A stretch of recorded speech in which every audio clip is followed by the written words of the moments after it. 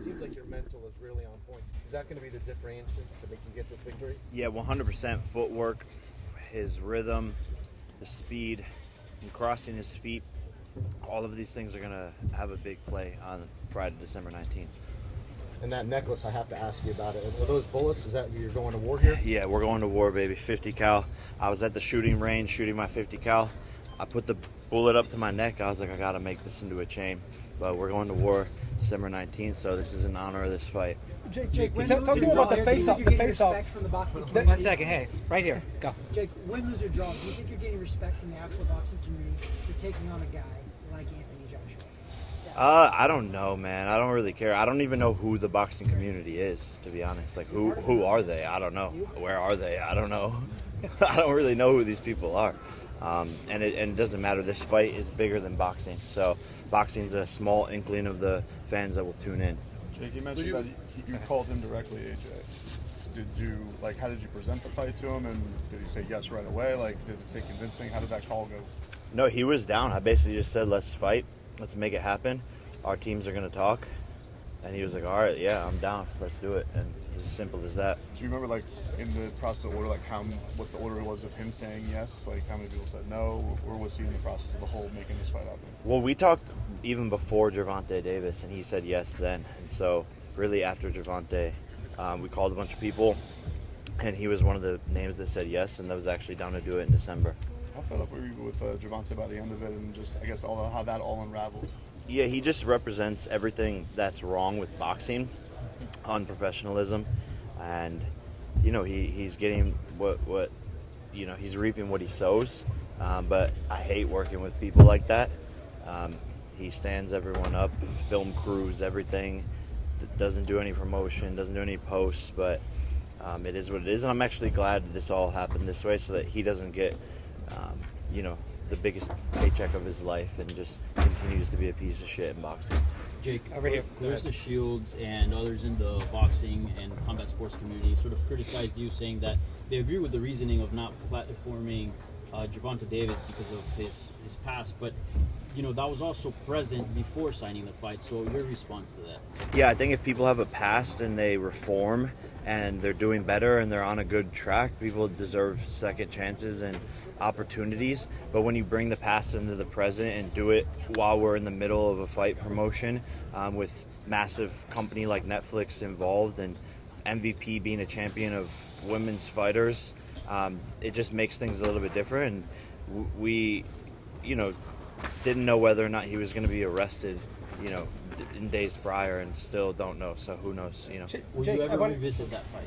No, I'm not going to work with him ever again. Jake, you look forward to facing off with Joshua. To break down the face-off, what do you think about his size? Did you say anything? Did he say anything? No, we didn't say anything, but he looks intense, focused, locked in. He's obviously very, very tall. Looking up, my tallest opponent. My eyes are at his, chest level. But yeah, he's locked in. I'm locked in. I don't think there's fear in his eyes or in my eyes. Yeah, Jake, tell us the difference between your face-off with Gervonta, where you're a head taller looking down, and now looking up at Joshua. No, it's surreal. All of it is very, very funny, and my neck started to hurt after looking up for a little bit. But this is what we signed up for, and he's very tall, but that means I can use my speed and my size to my advantage as well. Jake, what type of journey has it been for you to start all the way from fighting guys like Ben Askren, rising all the way up to Anthony Joshua? Just explain quickly that journey for you as a fighter. And some give. Yeah, just hard work, man, discipline, being in the gym, taking my licks, sparring, continuing to get better and rising every single camp, improving my skill, dealing with a lot of crazy shit in boxing and a lot of naysayers. And I always said this is where I would be, and that's what ended up happening. And you knew from the start that you would make it this far. 100%.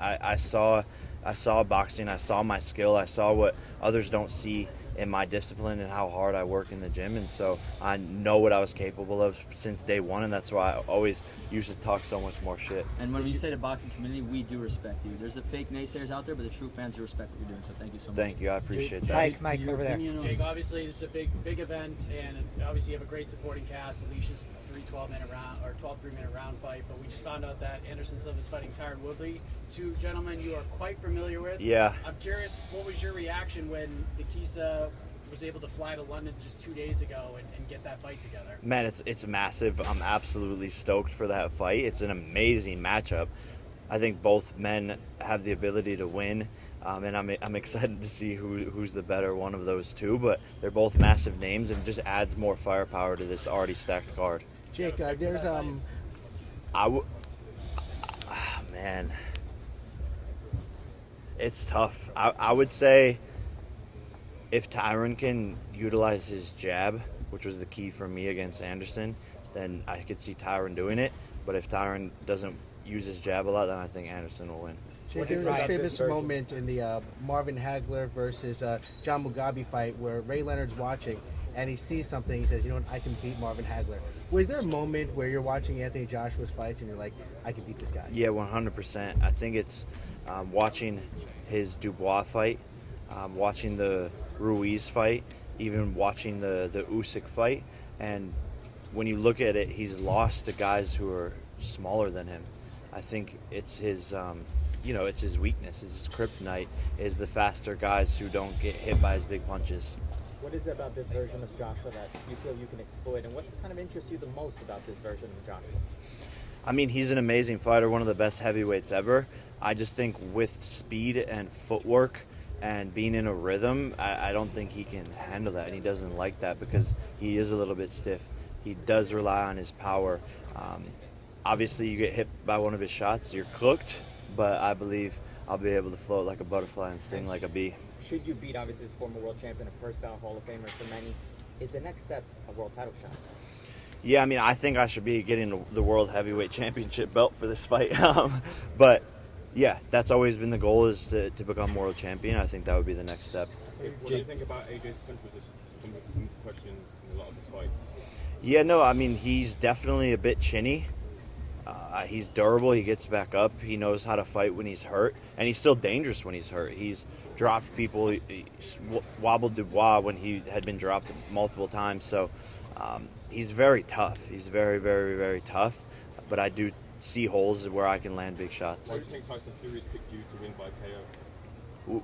Well, I think he's a smart man. He knows boxing. Are you surprised when boxers don't want to fight you? You're supposed to be easy, so why would they say no? Yeah, Why would no, Ngannou say no? that's what's funny about it is everyone has a lot of shit to say. They want to fight, but then when it actually comes, like Ryan Garcia, for example, always talking shit, always has something to say, but didn't want to do the fight. So Joshua walked in and said he was very impressed with that. What's the value of it? Man, this is like $1 trillion, 364 carats, Bugs Bunny. Hey, does it feel like a full circle moment from fighting at Island Gardens, your first fight, and now coming back and bringing boxing back to Miami? Yeah, 1,000%. It's surreal. I love Miami. It's like a second home for me, and I'm gonna carry that same winning energy that I had since my first pro fight and shock the world here. Did you think back then, during that Gibb fight and being on the undercard of that card, that you would be at a moment like this, fighting someone like Joshua, especially at that time? I didn't think it would get this big, this fast. Having some of the biggest fights in the world, I knew I would do great things. I just didn't know exactly what they were, but this is definitely surreal. One of your favorite... Tommy Fury fight closed. John Fury saying it'll fight anywhere but America. Well, we weren't even trying to fight him in America, so like that was their excuse. Like, you tried to get me to go to America, and I can't come to America, and you know that. We had other options planned. They're gypsies, and like gonna say a bunch of shit. So I'm not worried about Tommy right now.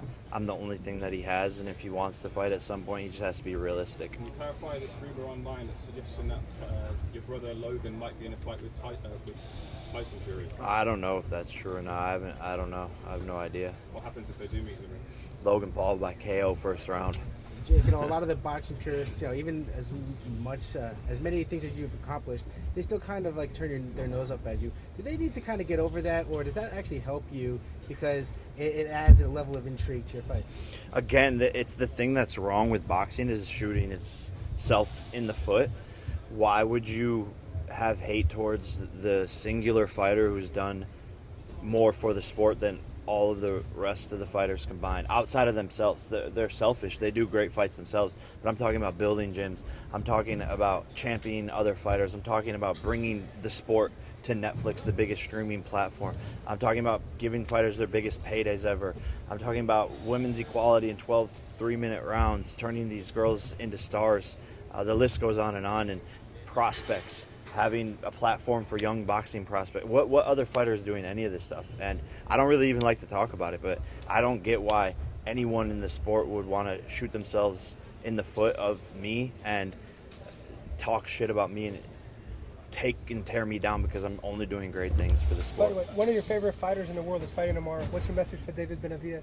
Man, he's got this. He's a beast. I think he's going to knock out Anthony Yard. One more question. At the end, what about your position in boxing right now? I was in your brotherhood right here in Miami, and then it's totally different. Fighting in a place very close to here and right here in the Casilla Center. Do you believe that you has a lot to build in your career, boxing career? Yeah, no, 100%. 100%. A lot to build, a lot to prove. I'm also still young and at the highest level. So that's exciting to me. I'm only going to get better in the next couple of years and continue to do massive fights and challenge myself. Even you say your family say that it was a crazy move. Yeah. Facing Anthony Joshua. You agree with that? It's a kind of crazy move. It is on paper, but I think just knowing myself and what I'm capable of and what I've been working on in the gym, and then having Anthony Joshua as an opponent, I think is a winnable fight for me. Finally, for me, do you believe that if another boxing icons will take some kind of risks like this one, No. do you believe that boxing will be better? No. I think the only person who's even remotely taken a risk like this was Canelo moving up to fight Bivol. A 7-pound difference. This is a 40, 50-pound difference. I don't think people really want to risk losing or having a tough challenge or risk getting knocked out. But then essentially you're not even doing what the sport is. You're not giving the fans what they want in these massive fights. That's why KSI is scared. Tommy Fury's scared. That's why Tyson Fury and AJ haven't fought. Like, the list goes on of how many major fights haven't happened because of people being scared. Did your opinion on Ngannou change for not taking the fight and seeing AJ taking the fight? Yeah, I just thought.